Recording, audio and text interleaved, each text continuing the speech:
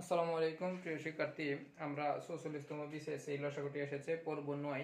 আমরা ৯ নম্বর ক্লাসে চলে আসলাম। দেখেন এখানে একটি ক্রিটিক্যাল প্রশ্ন করছে। বিসিএস মানে অনেক ক্রিটিক্যাল একটা বিষয়, সেন্সিটিভের। এখানে দেখেন 6a² বিসি এবং 4a³ B square C square এর সংখ্যা সহগের গসাগু কত?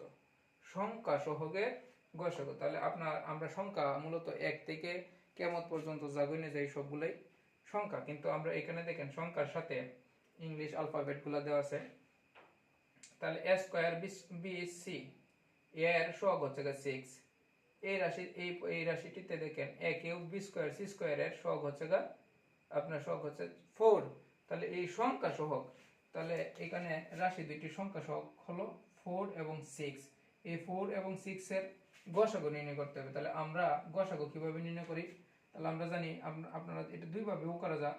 এই গসাগু মানে হলো যে এই দুইটা সংখ্যাকে, এই দুইটা হচ্ছে সংখ্যা সহগ, এই দুইটা সংখ্যাকে এমন একটি সংখ্যা দ্বারা ভাগ করতে হবে যাতে দুটোটাই ভাগ যায়, ভাগশেষ বিভাজ্য হয়।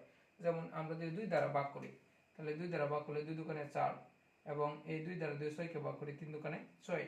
আমরা যদি গসাগু করি, এটা দেখেন 2 দ্বারা যদি দেই তাহলে 2 কে 2, কিন্তু এই 3 এর 2 দ্বারা ভাগ যায় না, অতএব এই 2 দ্বারা ভাগ দেওয়া যাবে না। তাহলে অতএব এটা 2 এবং 3, এই নিচের যে 2 এবং 3 আসছে এটা গসাগুর মধ্যে নেওয়া যাবে না। যে সংখ্যা দ্বারা ও দুটোটাকে ভাগ গেছে মানে বিভাজ্য হইছে, 4 এবং 6 কে কিন্তু আমরা ভাগ করতে পারছি শুধু 2 দ্বারা। এরপরে 2 এবং 3 যে রইল এখানে 2 3 দ্বারা কিন্তু আর ভাগ যায় না, অতএব এটাও গসাগুতে নেওয়া যাবে না। তাহলে 2 দ্বারা যেহেতু এই দুটো সংখ্যাকে ভাগ করা হয়েছে এবং বিভাজ্য হয়েছে, অতএব গসাগু হবে 2।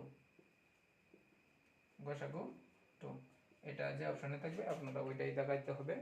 আপনারা এইখানে একটু আর একটু ভালো করে দেখেন, এটা যদি লসাগু বলতো তাহলে কিন্তু এই সবগুলো আসতো 2 দুগুণে 4, 3 4 12, 4 এবং 6 এর লসাগু হচ্ছে 12।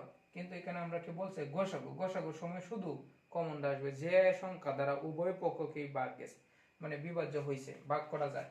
তাহলে এখানে দেখেন যদি আমাদের 3 এবং 5 থাকতো, এই দুইটা সংখ্যা যদি থাকতো এবং এই দুইটা সংখ্যার যদি গসাগু ভাগ করার কথা বলতো, তাহলে দেখেন এটাকে কিন্তু কোনো কিছু দ্বারা ভাগ করা যায় না।